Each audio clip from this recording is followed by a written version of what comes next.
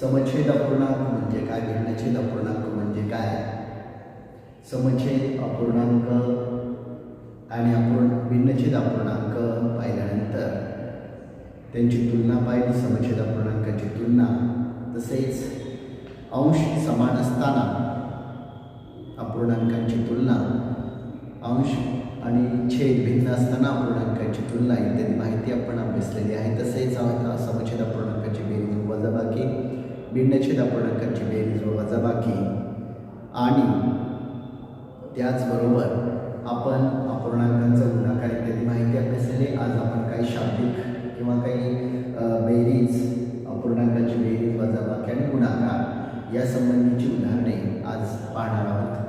पहिले उदाहरण पहा.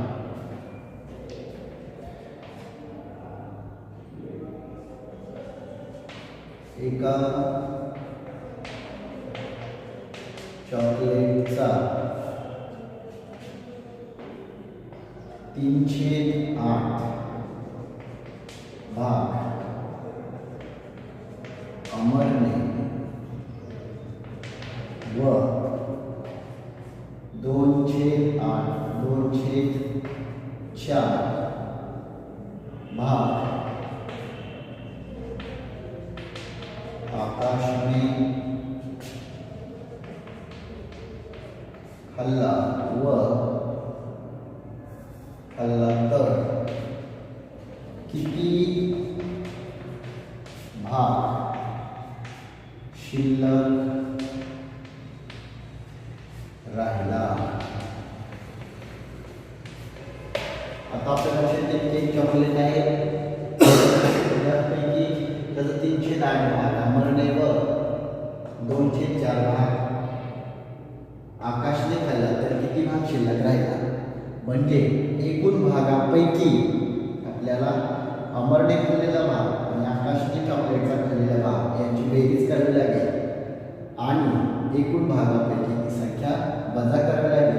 म्हणून 3/8 अधिक 2/4. आता या ठिकाणी 8 ही संख्या 4च्या पटीत आहे, म्हणून हे जरी भिन्नछेद अपूर्णांक असले तरी सुद्धा जर दोन अपूर्णांकामध्ये एखाद्या अपूर्णांकाचा छेद हा दुसऱ्या अपूर्णांकाच्या छेदाच्या पटीत असेल तर एकाच अपूर्णांकाचा छेद बदलण्याची आवश्यकता आहे. दुसऱ्या अपूर्णांकाची जो छेद आहे तो बदलवायचा नाही. अधिक 2 गुणिले 4 गुणिले, आता या ठिकाणी 4च्या दुप्पट 8 आहे, म्हणून ज्या आपल्याला छेदाला 2 ने गुणावं लागेल, ज्या संख्येने छेदाला गुणले त्या संख्येने अंशाला गुणावं लागेल. आपल्याला मिळतील 2 दुणे 4 आणि 4 दुणे 8. 3/8 अधिक 4/8. 4/8 छेद या ठिकाणी समान झाले. 3 आणि 4 7/8. आता एकूण भाग म्हणजे काय, एकूण भाग म्हणजे पूर्णांक संख्या म्हणजे 8/8. बरोबर. आपण पाहिलं आहे की जर बेरीज किंवा वजाबाकीमध्ये अपूर्णांकाच्या छेद आणि अंश समान असतील तर त्यांची किंमत ही 1 असते. म्हणजेच जे चॉकलेट आहे त्याचा भाग किती आहे, 8/8 म्हणजे 1 भाग पैकी अमरने आणि आकाशने खाल्लेला भाग 7/8. बरोबर. छेद समान आहे म्हणून 8 वजा 7/8 बरोबर. 8 मधनं 7 गेले 1/8 म्हणजे 1/8 एवढा भाग शिल्लक राहिला. अशा पद्धतीने उदाहरण सोडवायचं आहे ज्यामध्ये बेरीज आणि वजाबाकी मिश्र आलेली आहे. तर त्या उदाहरणाचा अर्थ समजून घ्यायचा आणि ते उदाहरण सोडवायचं आहे. आता पहा दुसरे उदाहरण पुढील गुणाकारासंबंधी पाहताना या ठिकाणी लक्ष द्या.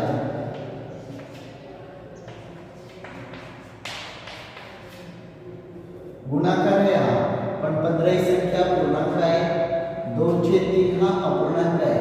म्हणजे या उदाहरणामध्ये पूर्णांकाला अपूर्णांकाने गुणावायचा आहे. पूर्णांकाला अपूर्णांकाने गुणताना किंवा अपूर्णांकाला पूर्णांकाने गुणताना काय करतात पहा. पूर्णांकाने अंशाला गुणावे. 15 दुणे 30 आणि छेदाने भागावे. मग 3 एक 3, 3 नाही 30. म्हणजे या उदाहरणाचं उत्तर काय मिळेल आपल्याला 10. आता ही एक मेथड आहे. आता हेच उदाहरण कुठल्या पद्धतीने सोडवता येते. 15/2/3 बरोबर. आता या ठिकाणी या संख्येच्या छेदस्थानी कोणताही अंक नाही. म्हणजे प्रत्येक संख्येच्या छेदस्थानी 1 हा अंक असतोच. म्हणून अंशाचा गुणाकार अंशस्थानी व छेदाचा गुणाकार छेदस्थानी लिहितात. परंतु जर असं कंडिशन असेल तर काय करतात. पूर्णांक integer into fraction 15 into 2/3 means that 15 is divided by 3. आपण या ठिकाणी हे मेथड न करता 15 हे अंशस्थानी आहे, 3 हे छेदस्थानी आहे. अशा वेळेला 3 ने आपण 15 या संख्येला भागू शकतो. म्हणून 3 एक 3, 3 5 15. छेदस्थानी ते या संख्येच्या छेदस्थानी पूर्ण आहे म्हणजे एकच आहे. आणि हा 1 गुणिले 1 1 म्हणजे छेदस्थानचा 1 लिहिण्याची आवश्यकता नाही. परंतु आपल्याला काय मिळेल 5 गुणिले 2 बरोबर 5 गुणे 10. उदाहरण एकच आहे पण आपण ते 2 पद्धतीत सोडवलेले आहे. ते या पद्धतीने सोडवतात किंवा या पद्धतीनेही सोडवतात. या ठिकाणी आपण एक उदाहरण पाहूया. पहा या पद्धतीने 40 गुणिले 3 छेद 8 बरोबर 4 त्रिक 12 म्हणजे 120 छेद 8. 8 एक 8 4 आले 4 आता 45 म्हणजे किती आले उत्तर 15. 120 भागिले 8. आता या पद्धतीने पहा 40 गुणिले 3 छेद 8 8 एक 8 8 पंचे 40 5 गुणिले 3 बरोबर 5 त्रिक 15. या पद्धतीने उत्तर बदलत नाही. तिथे चा गुणाकार कधी कधी करायचा आहे. चे 4 हे शब्द असतील चा ची चे किंवा पैकी अशा वेळेला हे पद्धतीमध्ये उदाहरण सोडवायचं आहे. काही वेळेला अशाही पद्धतीने देतात.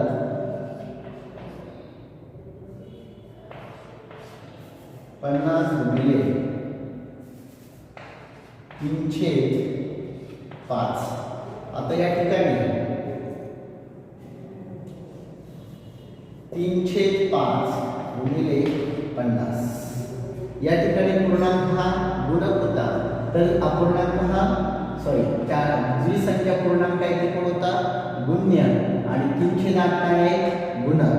इथे मात्र 3/5 हा अपूर्णांक गुण्य आणि 50 हे काय आहेत गुणक आहेत. हे सुद्धा अशाच पद्धतीने 3 गुणिले 50 छेद 5 5 त्रिक 15 150 छेद 5 बरोबर 5 5 5 15 म्हणजे उत्तर आले 30. आपल्याला अजून हे उदाहरण आणखी कशा पद्धतीनं सोडवता येते. शॉर्टकट पहा 3/5 गुणिले 50. तेव्हा आपण 5 ने या संख्येच्या छेदस्थानी कोणताही अंक नाही म्हणजे 1 आहे. म्हणून याच्या या अंशाला या छेदाने भागायचं 5 एक 5 5 10 50 काय मिळेल 3 गुणिले 10. इथे एक आहे इथं पण नाही म्हणजे काय ते गुणिले 1 छेदस्थानचा 1 लिहिण्याची आवश्यकता नाही. 3 10 30. उत्तर बदलत नाही. अशा पद्धतीने पूर्णांकाला अपूर्णांकाने गुणणे आणि अपूर्णांकाला पूर्णांकाने गुणणे या पद्धतीने उदाहरणे सोडवली जातात. जर शाब्दिक उदाहरण असं असेल तर पहा 450 विद्यार्थ्यांपैकी 409 विद्यार्थी शाळेत उपस्थित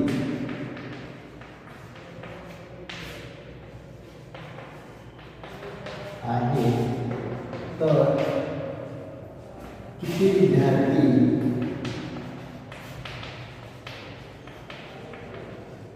अनुपस्थित आहेत?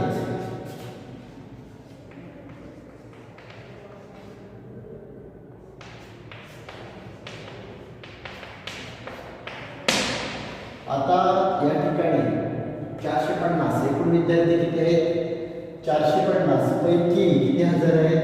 409 विद्यार्थी शाळेत उपस्थित आहेत, तर किती विद्यार्थी अनुपस्थित आहेत? एकूण विद्यार्थी घ्यायचे किती आहेत? 450 पैकी किंवा चाचीचे असा शब्द असेल तर गुणाकार क्रिया करायची. 450 पैकी 409 विद्यार्थी शाळेत उपस्थित आहेत. ही जी संख्या मिळेल ती उपस्थित विद्यार्थ्यांची संख्या मिळेल. आता या ठिकाणी पूर्णांक गुणिले अपूर्णांक असे झालेले आहे किंवा 450 गुणिले 4 भागिले 9 असे आपण करू शकतो, पण आपल्याला स्पर्धा परीक्षा म्हटल्यानंतर गतीने सोडवणे आवश्यक आहे, म्हणून आपण या पूर्णांकाला या छेदाने भागणार आहोत. 9 1 9 9 5 45 काय मिळेल? 50 गुणिले 4 बरोबर 4 0 0 4 5 20. आता लक्षात ठेवा इथं 200 विद्यार्थी काय आहेत? उपस्थित आहेत. हे जे उत्तर आहे ते कोण आहे? उपस्थित आहेत. काही वेळेला आपण 200 जो पर्याय आहे तो काही गडबडीमध्ये रंगवण्याची शक्यता असते, पण लक्षात ठेवा 450 पैकी 409 विद्यार्थी उपस्थित आहेत, म्हणजे शाळेत किती विद्यार्थी उपस्थित आहेत? 200. आणि एकूण विद्यार्थी किती आहेत? 450 पैकी 200 विद्यार्थी उपस्थित आहेत. मग अनुपस्थित किती आहेत? 250. 450 वजा 200 बरोबर 250. म्हणजे अनुपस्थित विद्यार्थी किती आहेत? 250. लक्षात ठेवा. आपण अशा पद्धतीचं अजून एक उदाहरण पाहूया.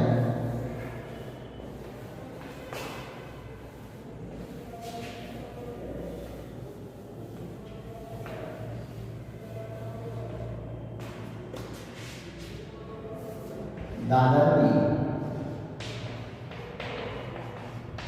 आपल्या 84 एकर शेतीमध्ये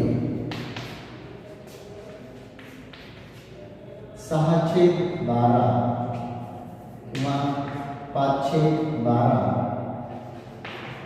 भागात ऊस लावला, तर उरलेल्या भागात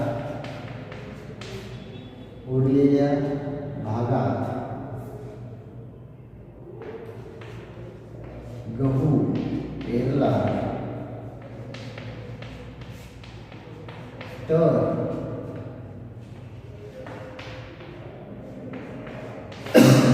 किती एकरमध्ये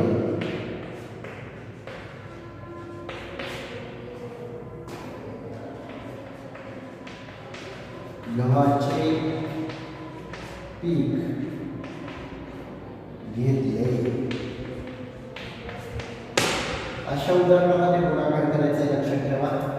84 एकर शेतीमध्ये 5/12 भाग म्हणजेच पैकी पहा एकूण क्षेत्र 84 एकर गुणिले 5/12 भागामध्ये ऊस लावला, म्हणजे किती एकरमध्ये ऊस लावला?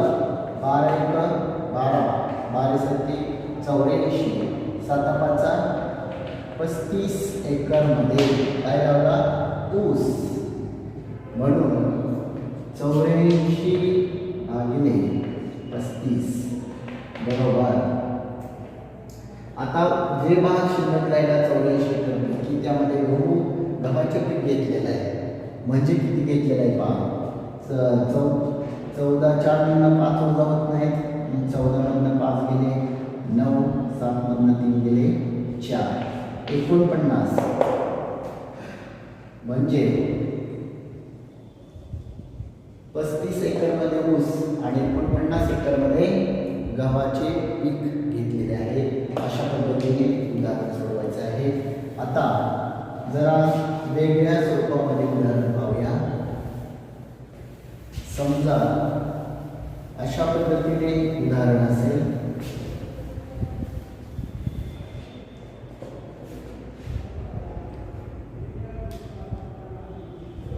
तीनशे 7 मध्ये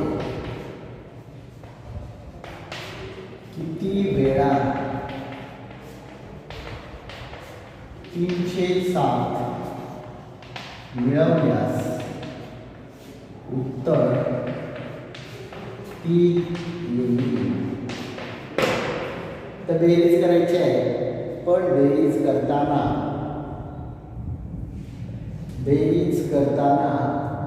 उत्तर 3 आले पाहिजे. तेव्हा या 307 मध्ये किती वेळा 307 मिळवल्यास उत्तर 3 येईल. अगोदर दोन्ही पूर्णांकाची बारकाईने निरीक्षण करा. दोघांच्या छेदस्थानी 7 आहे, दोघांच्या छेदस्थानी 3 आहेत. म्हणजे या ठिकाणी एक कृती आहे ती पहा काय आहे ती. जर अशा पद्धतीचं उदाहरण असेल तर काय करायचं आहे पहा.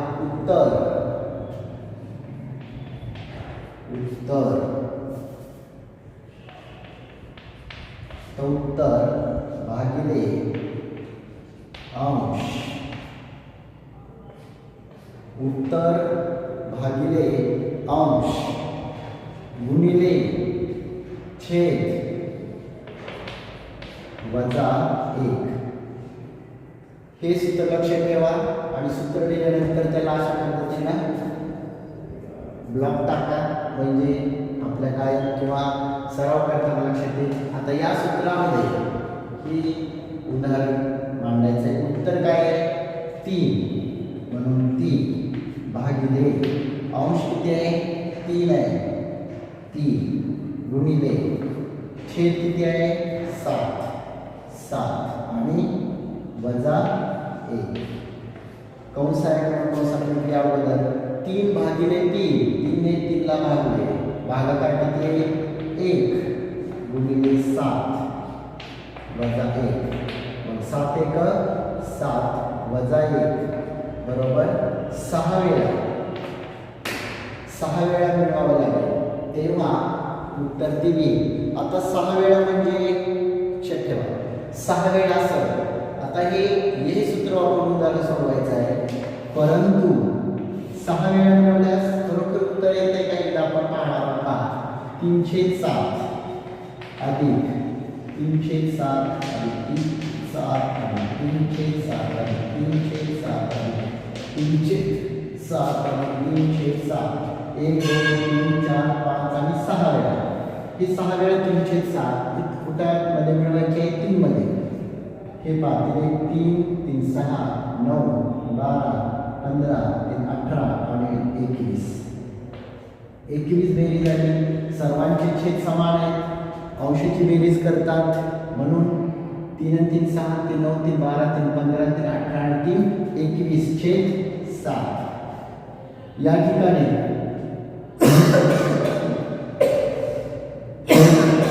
गुणाकाराची क्रिया आहे, सॉरी भागाकाराची क्रिया आहे. 21 भागिले 7 7 1 7 7 3 21 भागाकार किती आला 3. छेदस्थानी 1 लिहिण्याची आवश्यकता नाही, म्हणजे 3 उत्तर येईल.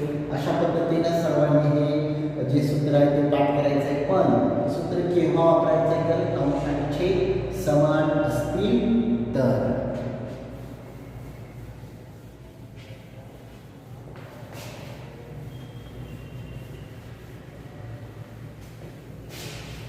पुढील उदाहरण पहा. 1/5 मध्ये 1/5 मध्ये 1/5 किती वेळा मिळवावेत म्हणजे उत्तर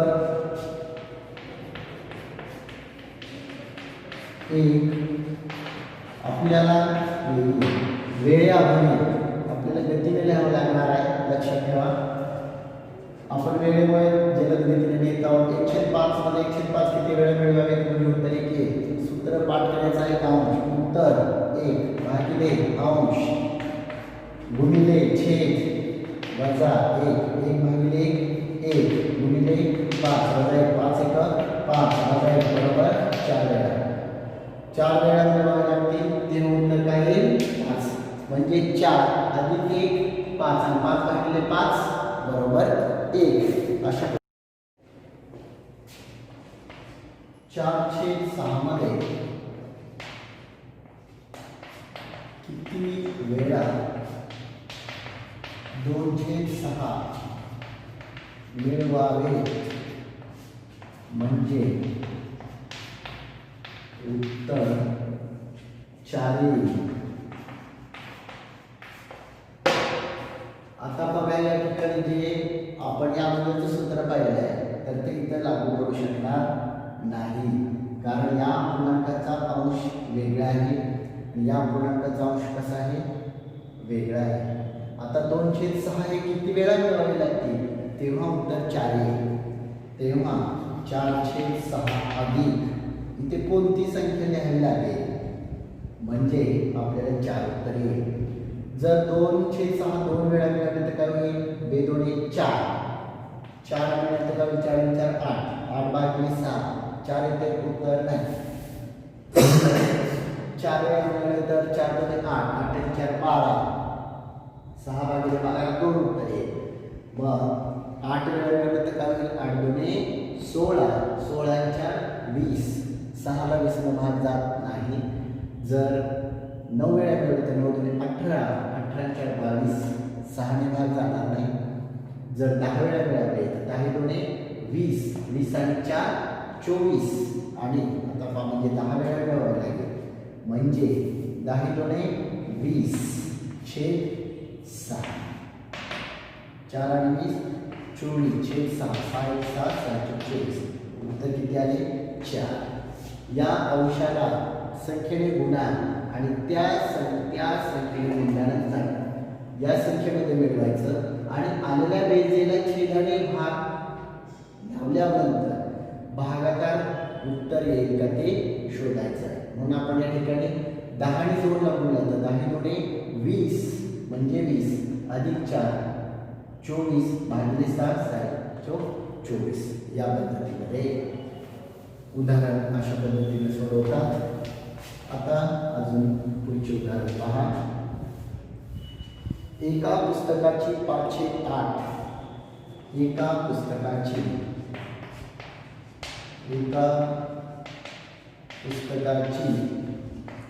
508 पाणी वाचल्यावर 72 पाने वाचायची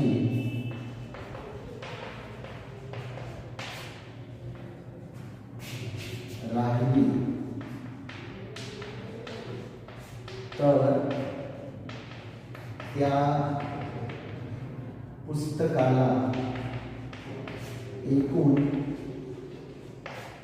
किती पाने आहेत.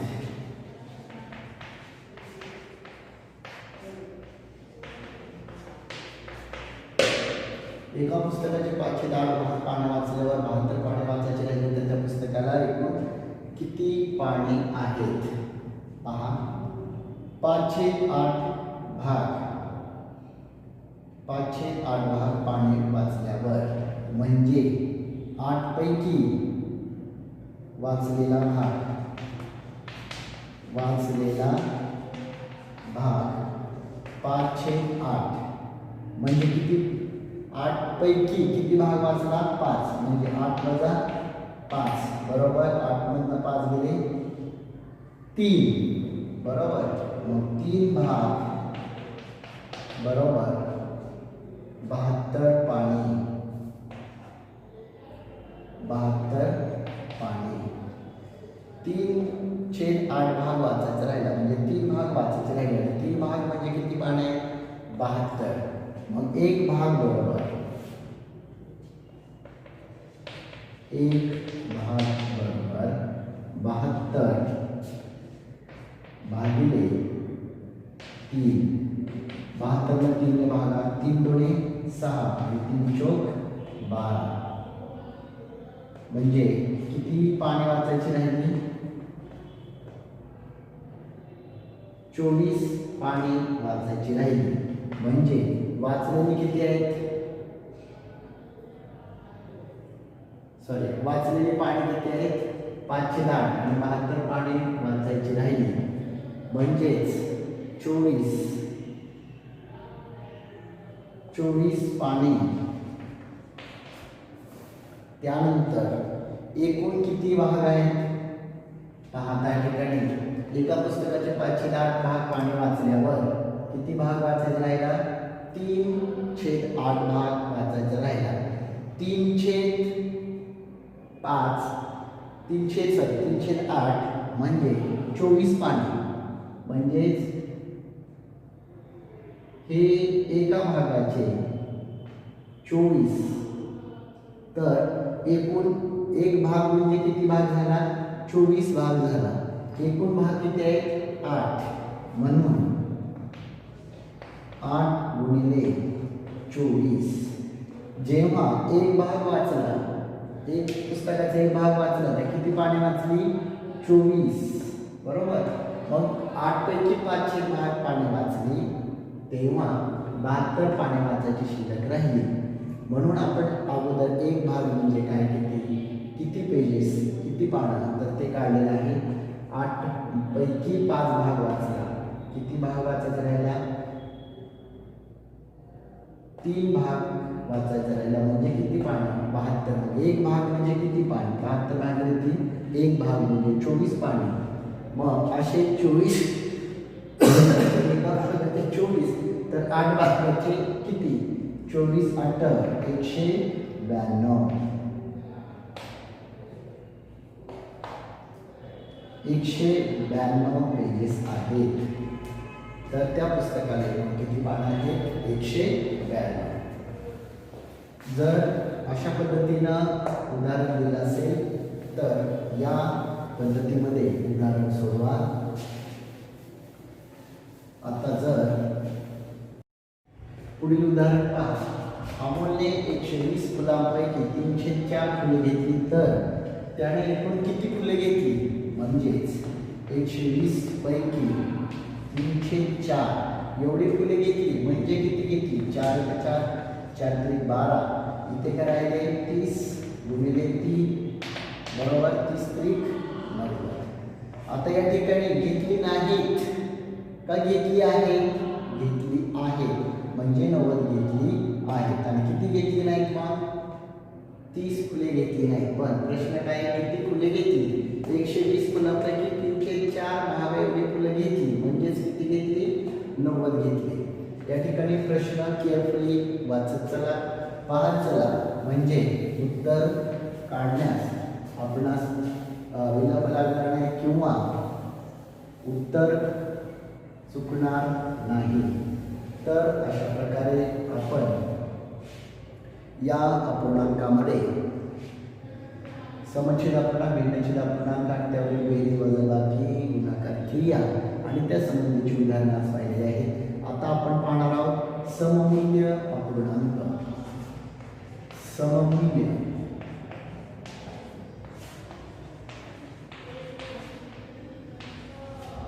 आता सममूल्य अपूर्णांक कशाला बनायचं ते एकदा पहा. या ठिकाणी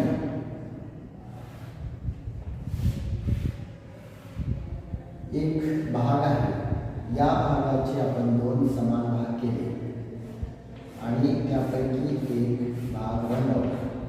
म्हणजेच याचे लेखन कसे करता येईल? 1/2. आता या ठिकाणी एवढ्याच आकाराचे दुसरा भाग एवढाच आकार आहे. हीच डायग्राम आहे. जेवढी याची लांबी आहे तेवढीच याची आहे. परंतु आपण काय केलं आता या ठिकाणी जे 4 भाग केले तेव्हा याचे लेखन कसे करता येईल? 1 2 3 4. एकूण किती भाग आहेत? 4. पैकी किती रंगवलेले आहेत? 2. आता हीच डायग्राम आहे आणि याला आपण ज्याची पहिल्या 2 ची जेवढी डायग्राम दाखवली तेच एकच डायग्राम आहे. आणि या तिसऱ्या स्टेजमध्ये आपण काय केलेलं आहे?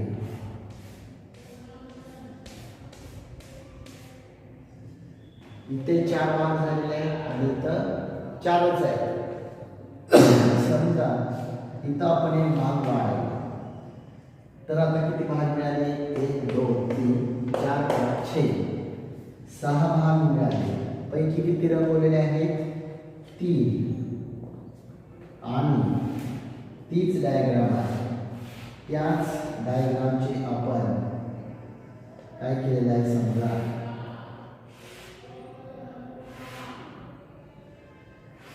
1 2 3 4 समान भाग केले आणि 4 समान भाग केल्यानंतर या ठिकाणी एकूण भाग किती आहे? 1 2 3 4 5 6 7 8. एकूण भाग 8. पैकी किती रंगवले? 4. म्हणजे काय होईल? 4/8. एकच डायग्राम आहे. फक्त आपण त्या आकृतीचे घड्या घालून भाग वाढवले आणि म्हणून आपल्याला या ठिकाणच्या भिन्न या डायग्रामच्या खालच्या ज्या संख्या आहेत त्या भिन्न दिसत आहेत. 1 2 2 4 3 6 आणि 4/8.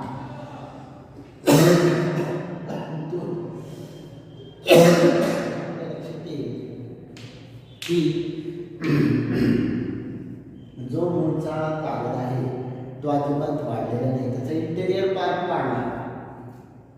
increase the interior part of this figure but don't increase their size and shape of this figure. या आकृतीचा जो लांबी रुंदी आहे किंवा तिचं जे स्ट्रक्चर आहे ते मात्र आपण कोणीच बदललेलं नाही. फक्त इंटेरियर पार्ट बदललेला आहे. म्हणजे तिचे जे मूल्य आहे ते मूल्य कमी झालेलं नाही. जरी हे अंक दिसताना वेगळे दिसत असतील तरी सुद्धा या सर्वांचे मूल्य सर्वांची किंमत ही काय आहे? सारखी आहे.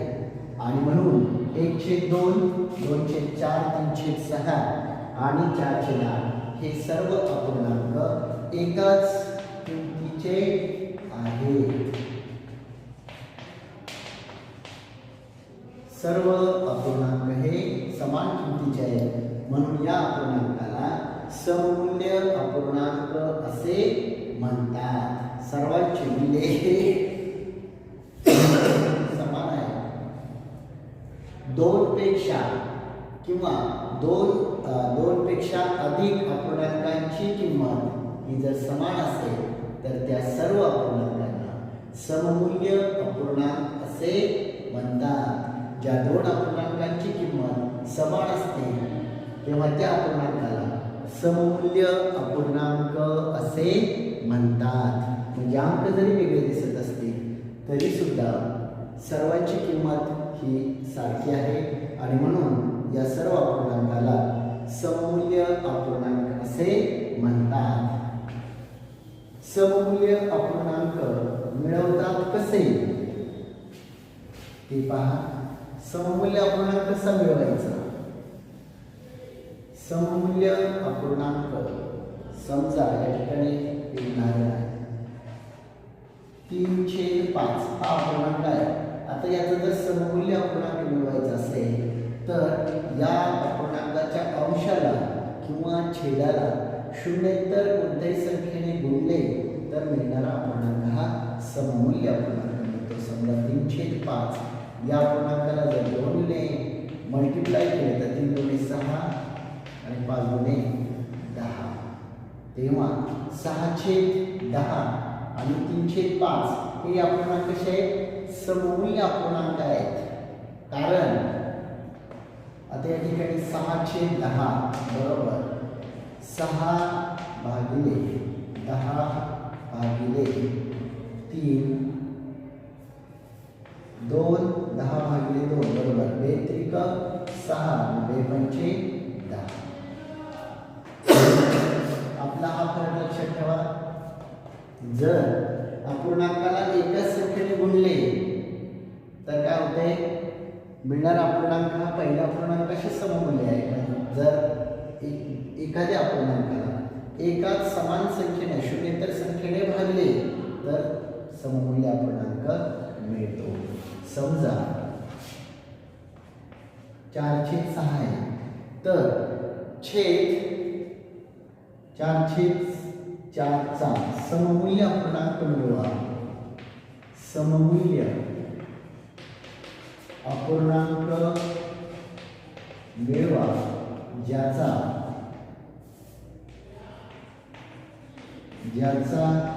छेद 30 आहे. मग आपल्याला 30 पुढचा अपूर्णांक सममूल्य याचा छेद 30 आहे तेव्हा 4/6 बरोबर 30 क्वेश्चन मार्क. इथला अंक शोधायचा आहे. मग आपल्याला अगोदर हे शोधावं लागेल 6 आणि 30 मध्ये काय संबंध आहे. म्हणजे 6 ने 6 ला जर 5 ने गुणले तर 30 येतात.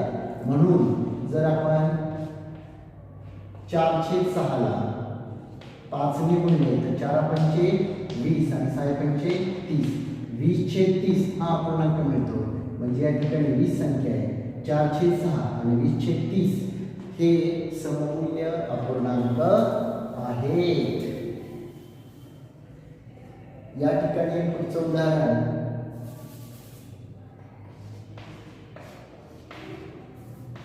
28/56 आहे.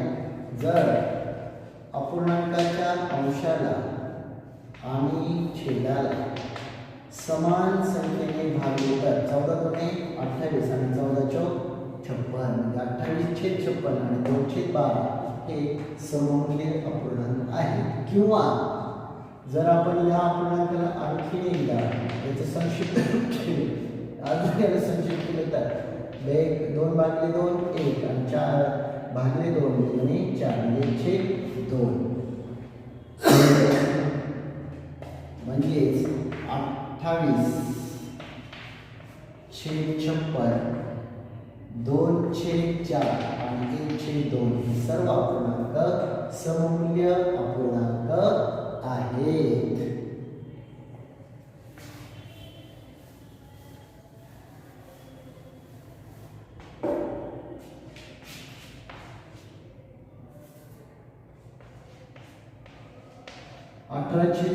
या अपूर्णांकाचा सममूल्य अपूर्णांक मिळवा ज्याचा अंश 3 आहे. आता 18/30 आणि पुढचा जो सममूल्य अपूर्णांक आहे त्याचा अंश किती आहे 3. छेदस्थानचा अंक किती. तेव्हा 18 आणि 3 चा संबंध शोधा. जेव्हा आपल्या लक्षात येईल की 18/30 ला जर 6 या समान संख्येने भागले तर 3 येतात. म्हणजेच 30 भागिले 6 5 18 भागिले 7 3 म्हणजे इथं जी संख्या आहे ती कोणती आहे 5. म्हणजे 18/30 आणि 3/5 या हे दोन हे अपूर्णांक सममूल्य अपूर्णांक आहेत. अशा पद्धतीने सममूल्य अपूर्णांक मिळवले जातात.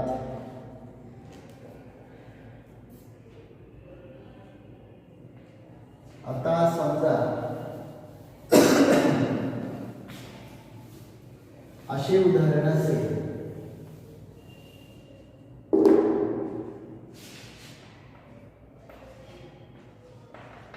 श्यामने 30 लाडूंपैकी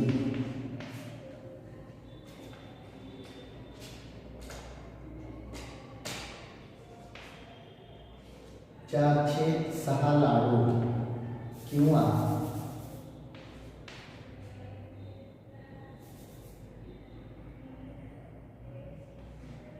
10 लाडू घेतले. हे दर्शवणाऱ्या सम अपूर्णांकाचा सममूल्य अपूर्णांक कोणता?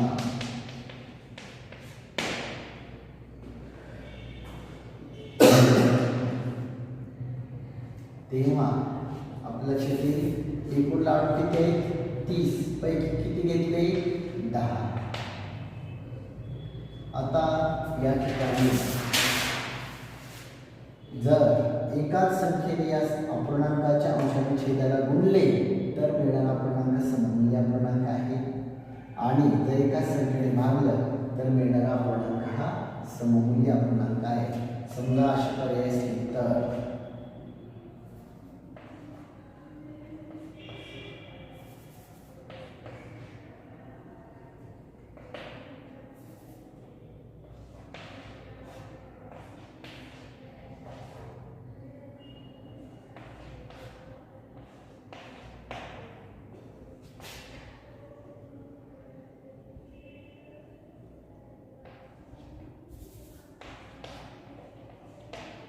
आता यातला आपला पर्याय शोधायचा आहे की 10/30 चा सममूल्य अपूर्णांक कोणता आहे.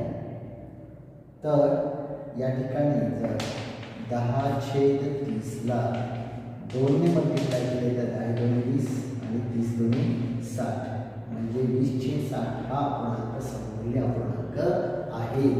2 पेक्षा अधिक कितीही अपूर्णांक असू द्या जर 2 पेक्षा अधिक अपूर्णांकांची किंमत ही जर समान असेल तर त्या अपूर्णांकांना सममूल्य अपूर्णांक असे म्हणतात. सममूल्य अपूर्णांक मिळवण्यासाठी अपूर्णांकाच्या अंशाला आणि छेदाला जर समान शून्येतर संख्येने गुणले अथवा भागले तर आपल्याला सममूल्य अपूर्णांक मिळतो. तर या ठिकाणी आज आपण थांबूया.